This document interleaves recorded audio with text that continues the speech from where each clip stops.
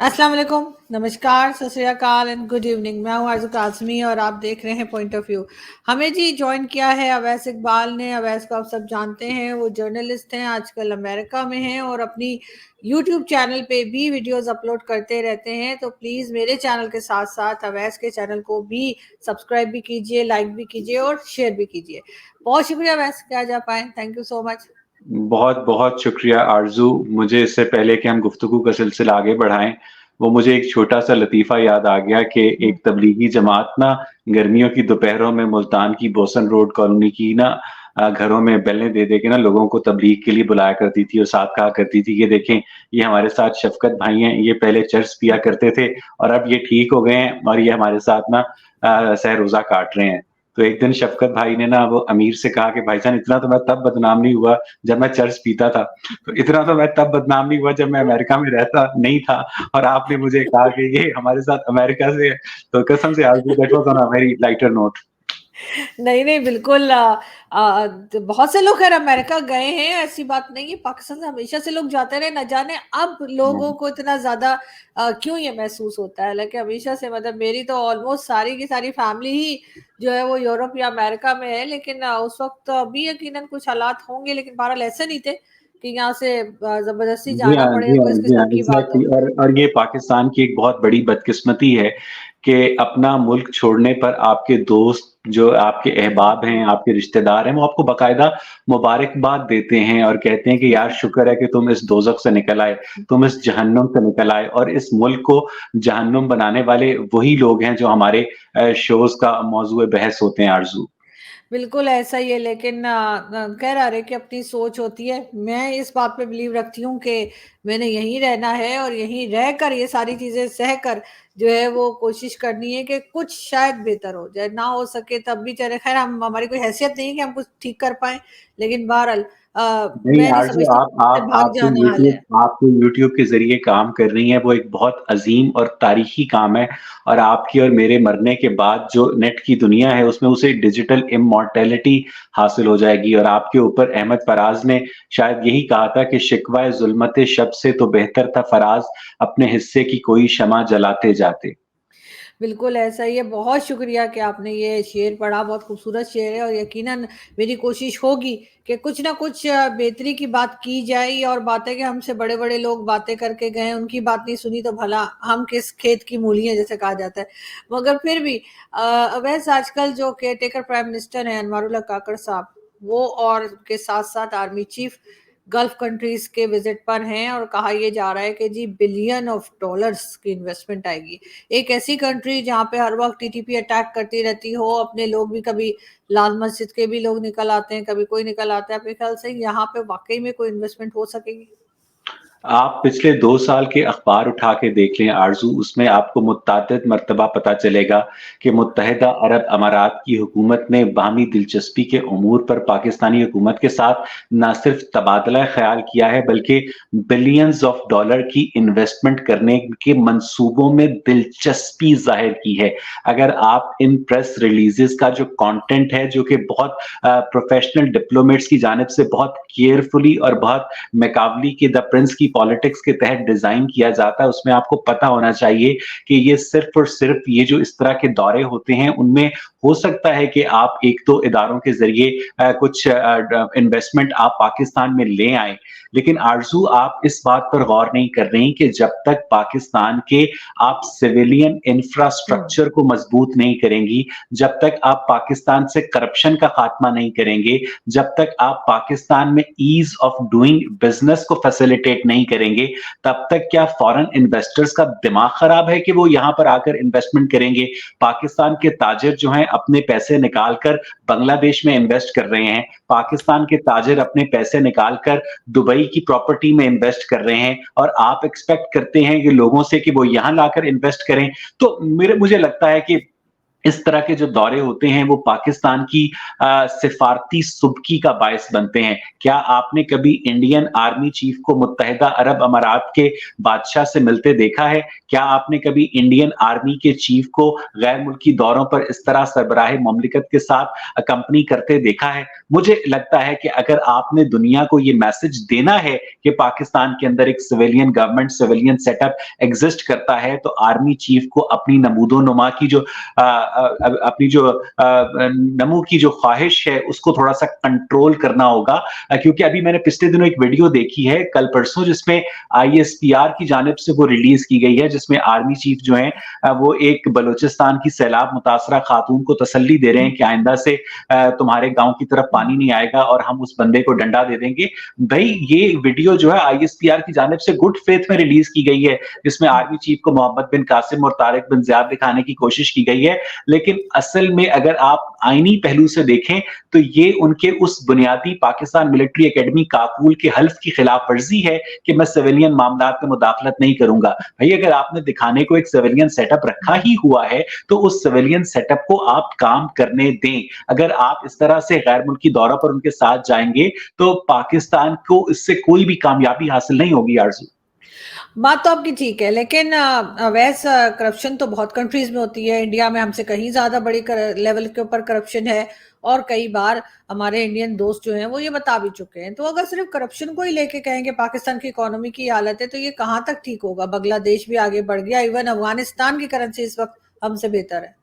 मुझे ये बताएं कि अगर इंडिया में करप्शन पाकिस्तान से ज्यादा है, अगर बांग्लादेश में करप्शन पाकिस्तान से ज्यादा है, तो एक जो फॉरेन इन्वेस्टर है वो पाकिस्तान में इन्वेस्ट करते हुए ज्यादा महफूज तसव्वुर करता है खुद को, या इंडिया में फॉरेन इन्वेस्टमेंट करते हुए खुद को महफूज तसव्वुर करता है? क्या एक फॉरेन टूरिस्ट इंडिया जाने में अपने आप को ज्यादा महफूज तसव्वुर करता है, या एक फॉरेन टूरिस्ट खुद को पाकिस्तान लाने में ज्यादा महफूज तसव्वुर करता है? तो इसका जवाब यकीनन ये होगा कि पाकिस्तान में करप्शन के अलावा एक बहुत बड़ा जो फैक्टर है वो बदअमनी का भी है और रिलीजियस पोलराइजेशन का भी है।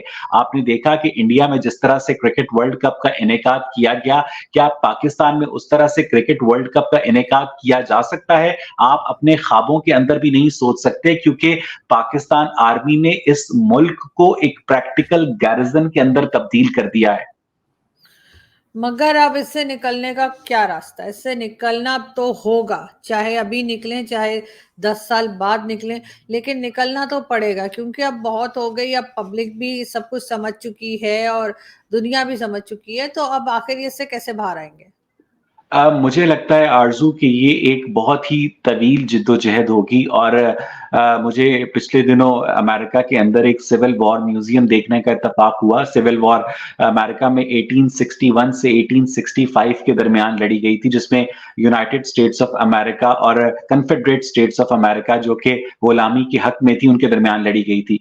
तो वो म्यूजियम देखते हुए मुझे ख्याल आया कि अमेरिका में तो सिविल वॉर सिर्फ 4 साल लड़ी गई, लेकिन पाकिस्तान में वॉर अगेंस्ट सिविलियंस जो है वो 1947 से कंटिन्यू है और अब तक है, क्योंकि पाकिस्तान के अंदर बहुत मेहनत के साथ, बहुत तवज्जो के साथ, बहुत दिलजमी के साथ जितने भी सिविलियन इदारे हैं उन्हें तबाह किया गया है। आपकी जो नेशनल डिजास्टर मैनेजमेंट अथॉरिटी है उसका सरबराह फौजी है, आपकी जो नेशनल डाटा रजिस्ट्रेशन अथॉरिटी है नादरा, उसका सरबराह फौजी है, आपके जो दीगर सिविलियन इदारे हैं, जो आपकी जो यूनिवर्सिटीज हैं उनके सरबराह फौजी हैं। तो इसका मतलब ये है कि अगर ये फौजी इतने ही कंपिटेंट थे तो इनकी मौजूदगी में तो पाकिस्तान के सिविलियन इदारों को शाइन करना चाहिए था।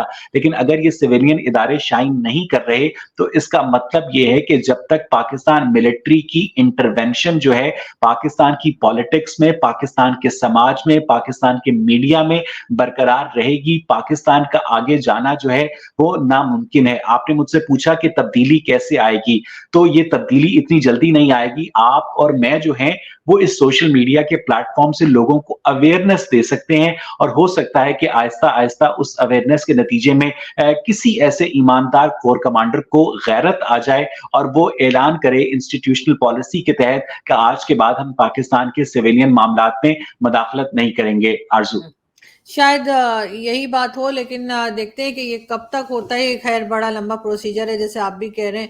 लेकिन अगर बात करें इमरान खान की, इमरान खान आपको कोई लग रहा है इलेक्शन से पहले बाहर आएंगे? इलेक्शंस की बात की जा रही है, लेकिन ये भी कहा जा रहा है कि इलेक्शंस आगे हो सकते हैं। 8 फरवरी डेट भी दे दी है। उसके बाद कई लोगों का ये भी कहना है, मेरे समेत, मैं भी ये कहती हूँ, इलेक्शन कराने की जरूरत क्या है, बस अनाउंस कर देंगे फलाना प्राइम मिनिस्टर है, एग्जैक्टली बात खत्म। एग्जैक्टली आरज़ू, आप बिल्कुल ठीक कह रही हैं। आपका इस जुमला को कहते होते हैं, सो सुनियार दी तीक लोहार दी। ठीक है, आप पाकिस्तान के लोग, मैं उससे पहले भी मुतादिद प्लेटफॉर्म्स पर ये कह चुका हूं कि इलेक्शन वाले दिन लाइन लगाकर ये मालूम करते हैं कि हमारे आर्मी चीफ की मर्जी क्या है। तो अगर आपने पाकिस्तान के इलेक्शन प्रोसेस पर, इलेक्टोरल प्रोसेस पर इतने पैसे जाया ही करने हैं, तो आप वैसे ही अनाउंस कर दें कि आज से पाकिस्तान का प्राइम मिनिस्टर ये होगा। देखिए, 2018 में नवाज शरीफ ये कह रहे थे कि वोट को इज्जत दो, और इमरान खान जो थे वो इस बयानिए के ऊपर खड़े थे कि वोट को इज्जत दो। आज वो बयानिया रिवर्स हो चुका है। आज इमरान खान ये कह रहे हैं कि वोट को इज्जत दो, और नवाज शरीफ ये कह रहे हैं कि वोट को इज्जत दो, हम तो एस्टैब्लिशमेंट वाले हैं। तो बेसिकली नवाज शरीफ अपने सियासी करियर की एक और बहुत बड़ी गलती करने जा रहे हैं कि उन्होंने फौज के साथ मिलकर दोबारा इक्तदार में आने का जो प्लान बनाया है, उसको मुल्की सतह पर उस तरह से पजीराई हासिल नहीं होगी जिस तरह से उन्हें 2013 में पजीराई हासिल हुई थी। मैंने 2018 के इंतखाबात में मियां नवाज शरीफ को सिर्फ इसलिए वोट डाला था क्योंकि उस वक्त वो एस्टैब्लिशमेंट के खिलाफ बात करते थे, आर्मी के खिलाफ बात करते थे।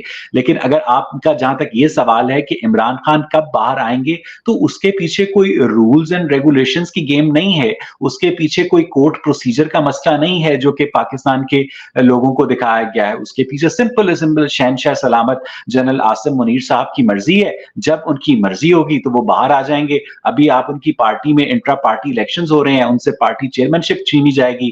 अभी आपने देखा है कि लतीफ खोसा साहब की और बुशरा मानेका की जो ऑडियो लीक हुई है, उससे इस बात को इस्टेब्लिश किया गया है कि इमरान खान की जो अहलियां हैं और इमरान खान की जो बहनें हैं, उनके दरमियान जो है वो इक्तदार की रस्साकशी शुरू हो चुकी है, और लोगों को पाकिस्तान तहरीके इंसाफ से बदजन किया जा रहा है। मैं इमरान खान का स्टॉन्च मुखालिफ हूं, लेकिन इस मुखालफत के बावजूद भी मैं उन्हीं टैक्टिक्स की मजम्मत करता हूं जो उससे पहले मियां नवाज शरीफ के ऊपर आजमाए गए थे। पाकिस्तान के अंदर व्हाट्सएप कॉल को रिकॉर्ड करने की जो सलाहियत है, वो सिर्फ और सिर्फ आईएसआई के पास है, और आईएसआई की जानिब से जब इस तरह की ऑडियो लीक्स जो इशू की जाती हैं, उससे आप उनकी जो एजेंडा सेटिंग है उसको आप चेक कर सकते हैं। पहले इस तरह की जो ऑडियो लीक्स हैं वो नून लीग के खिलाफ इशू की जाती थी, और अब इस तरह की ऑडियो लीक पीटीआई के खिलाफ इशू की जाती हैं। तो मुझे समझ नहीं आती कि आप पाकिस्तान की पार्लियामेंट के अंदर कोई तवेला खोल लें, आप कोई दूध बनाने की फैक्ट्री लगा लें, आप कोई प्राइमरी स्कूल खोल लें, आप कोई यूनिवर्सिटी खोल लें, क्या आपके सारे फैसले तो करने ही उन 12 अकलमंदों ने हैं? तो उसके अलावा फिर इन पार्लियामेंटेरियंस की जरूरत क्या है आरजू? बिल्कुल ऐसा है, लेकिन ऐसा नहीं कि पीटीआई को कोई पूछ रहा नहीं है। मैंने अभी कुछ दिन पहले, मैं ज़्यादातर व्हाट्सएप ग्रुप्स वगैरह में नहीं रहती, लेकिन कभी कभार कोई लोग ऐड कर लेते हैं तो फिर मैं कुछ कहती भी नहीं। तो पीपल्स पार्टी के एक साहब हैं, नाम नहीं लूंगी, उन्होंने मुझे एक पीपल्स पार्टी के ग्रुप में ऐड कर दिया, व्हाट्सएप ग्रुप में। अच्छा, मैं बहुत कम विजिट करती हूँ, टाइम ही नहीं मिलता कि मैं देखूं क्या है क्या नहीं। अभी आज मैं देख रही थी, अपना व्हाट्सएप देख रही थी, तो मैंने देखा कि पीटीआई के किसी ग्रुप में हूँ मैं। पीटीआई वाले तो मुझे कभी ऐड नहीं करते, आपको पता है उनका मेरा बड़ा लव हेट रिलेशनशिप चल रहा होता है। तो मैंने कहा यार ये पीटीआई वाला, ओ, ओके फाइन, आगे आगे आगे। आपको आवाज आ रही है? जी जी, कंटिन्यू करें। हाँ, तो मुझे लगा कि यार मैं पीटीआई के व्हाट्सएप ग्रुप में कैसे आ गई, क्योंकि पीटीआई वाले तो आपको पता है मुझे इतना पसंद नहीं करते कि मुझे किसी ग्रुप में ऐड करें। तो बाद में पता लगा कि वो जो पीपल्स पार्टी वाले थे, उन्होंने पीटीआई ज्वाइन कर लिया। तो उन्होंने ग्रुप का नाम बदल के पीपल्स पार्टी से, अच्छा, मैंने ऊपर देखी सारी सारी पोस्ट की, तो सारी सारी पीपल्स पार्टी की। मैंने कहा ये क्या चक्कर है, पीटीआई लिख के और पोस्ट सारी उसकी है, पीपीपी की है। पता लगा उन्होंने पीटीआई ज्वाइन कर ली, यानी हम घर बैठे बैठे यूथ ही हो गए सब लोग जो उस ग्रुप में थे।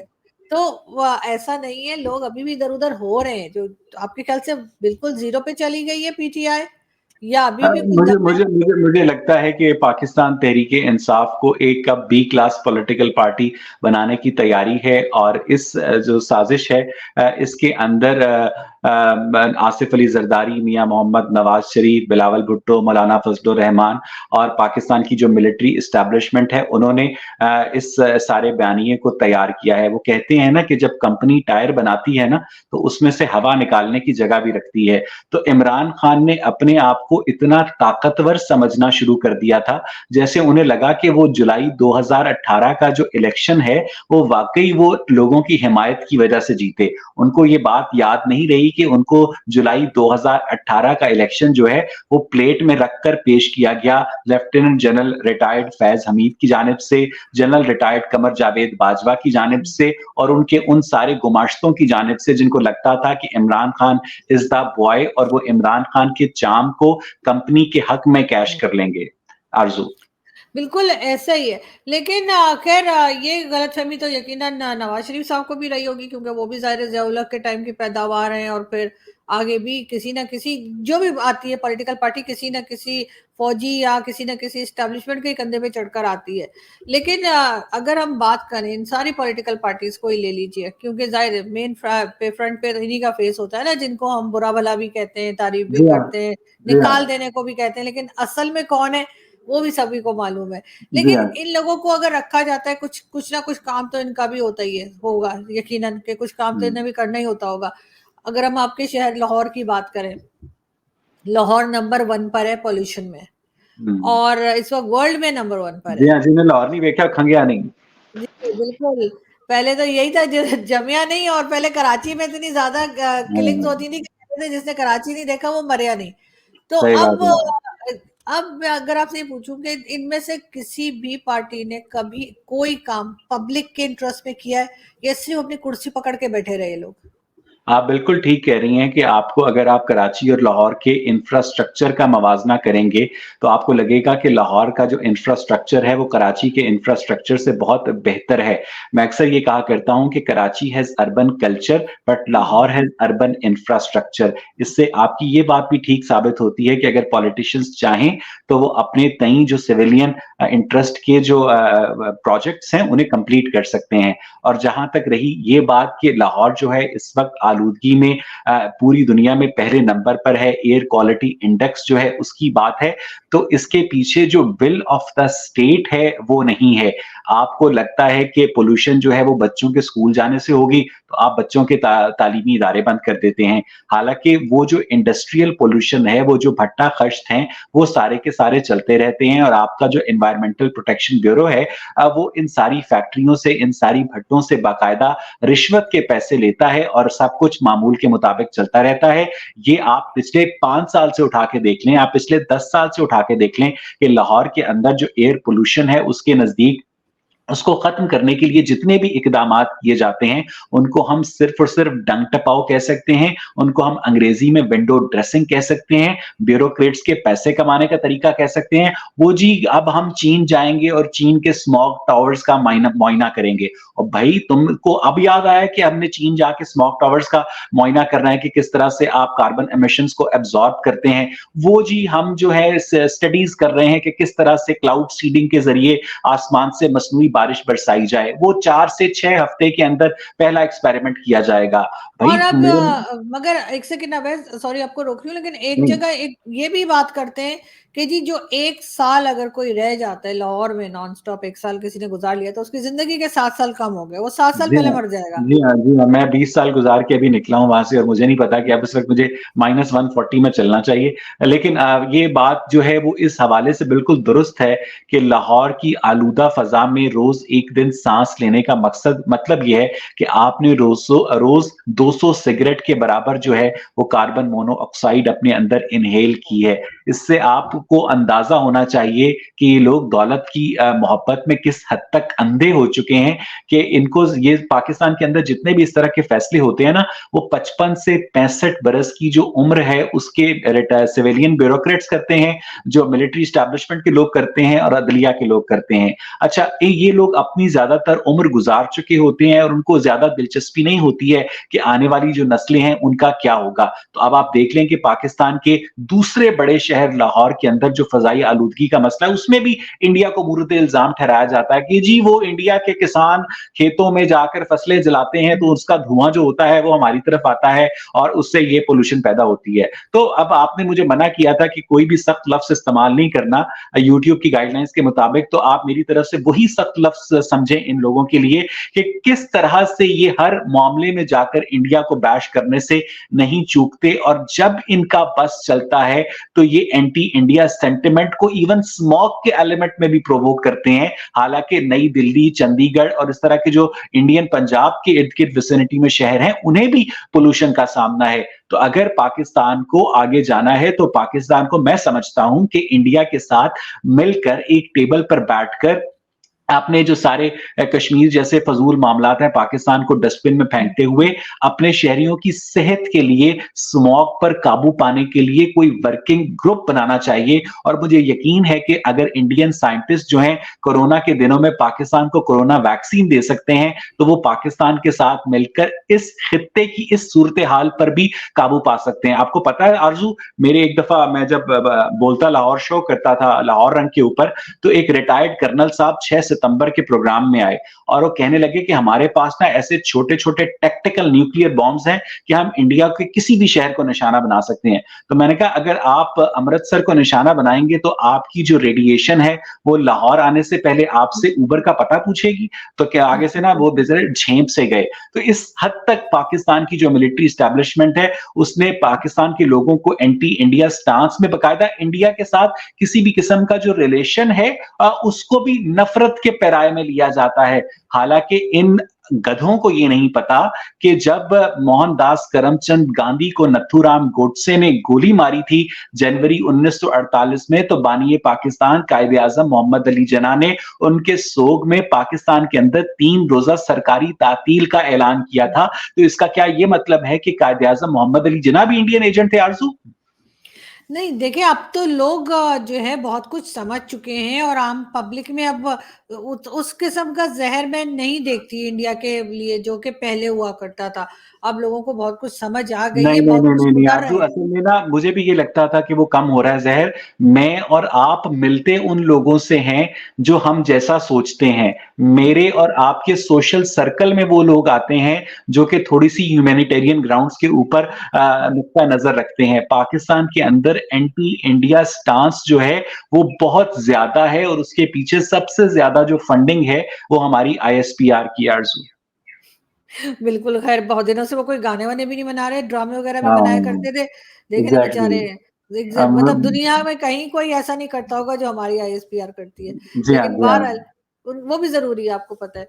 लेकिन ख़ैर उसी से उनकी रोटी चल रही है लेकिन बहरहाल कंट्री का भी सोचना चाहिए इसलिए कि जो हालत पाकिस्तान की होती जा रही है उसके बाद सँभालना बहुत ही मुश्किल हो जाएगा और कोई सामने नहीं आएगा, कोई सहारा नहीं देगा। बहुत शुक्रिया कि आज आपने जॉइन किया वैसे। Thank you so It's a much. pleasure, Arzu. It's a pleasure. Take thank care. You. Take care. Thank Bye-bye. You.